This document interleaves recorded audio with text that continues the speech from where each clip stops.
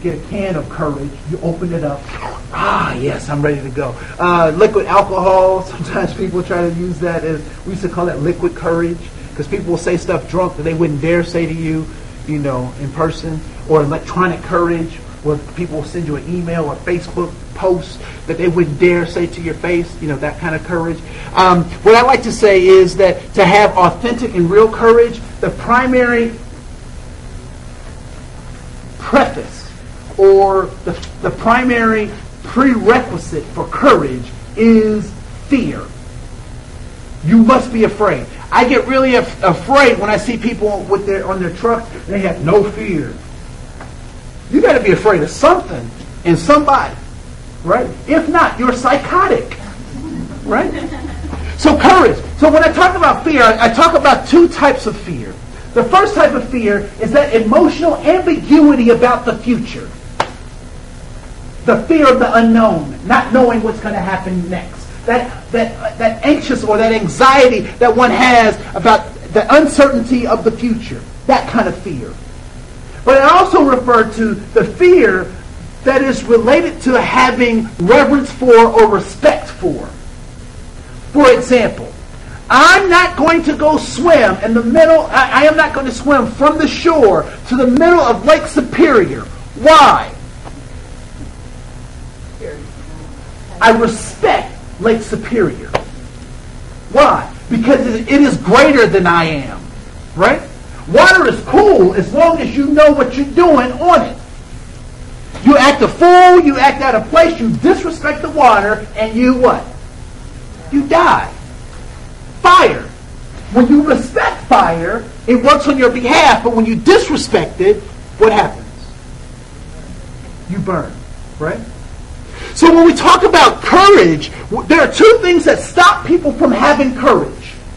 And I'll talk about that in just a second. The 13s also were connected. When they stood up, they had somebody else alongside them that also stood up.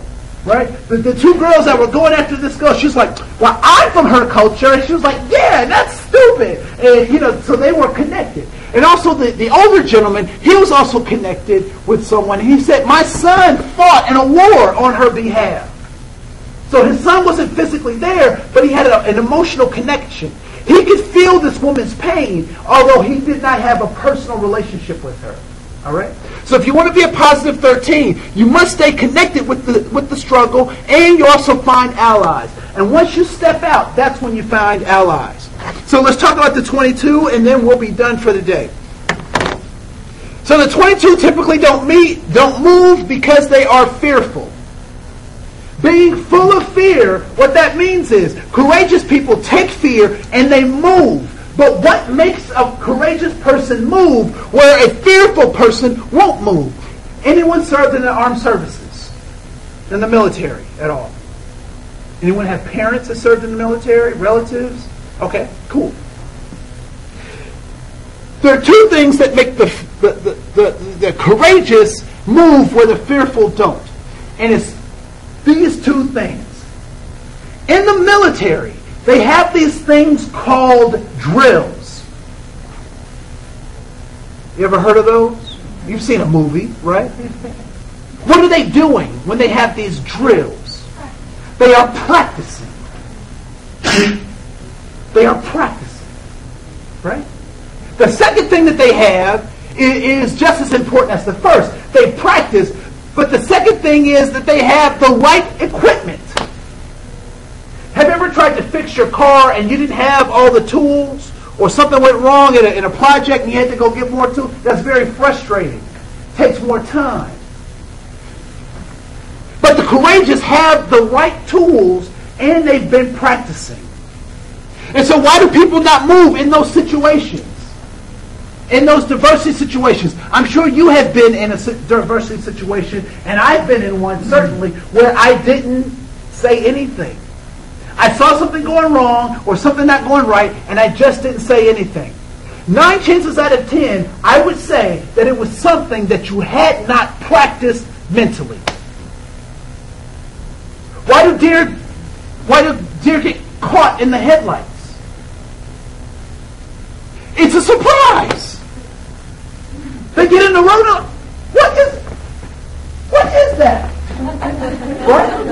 It's not something that they've prepared for. They haven't thought about it. They haven't planned for. And the 22 also, it's important that you have the right resources. So not only do you practice this stuff, you think about it. Well, what happens if this happens? What happens if this happens? What do I say when this happens? All right, cool. Uncle Jim's coming over. We need to have a plan because he's going to act a fool. So what happens if he says this? How do I get this resource or that resource? All right?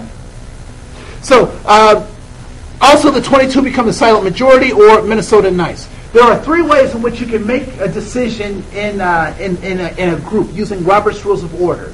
If you agree with, there are 4 ways. If you agree with something, what do you say? If you agree with what's going to happen. You say aye. Yes, I agree. If you don't agree, what do you say? Nay. You say nay, no, I don't agree. If you have some kind of conflict with what's going to happen, what do you say? I abstain.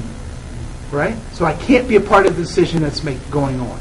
The 4th way that you use Robert's Rules of Order in making a decision, if you don't agree with what's going on, or if you don't make a decision, this is how you can make a decision, is that you say nothing. Where do the negative 6s get their power and influence from? Is it the 13s? No. It's the 22. The negative 6s get their power and influence from the 22. And what I would suggest to you, that there are times in your life when it is safe to be a 6. There are ways in your life, not that it's safe to be a 6, but there are times and issues in your life that I'm sure you are a 6, because there are issues that I have that I'm a 6. But it's not okay for me to stay at that 6. And there are ways and issues that I'm a 13. And there are ways in which I'm a 22. And I want to tell you, every time that I'm a 22, I'm somewhat embarrassed, but this is what I say when I'm in a situation where I'm a 22. The next time that happens, I'm going to do X, Y, and Z.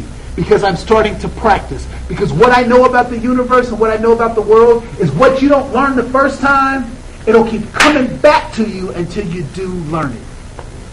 My name is Andre Cohen. I appreciated your time. Thank you for yours.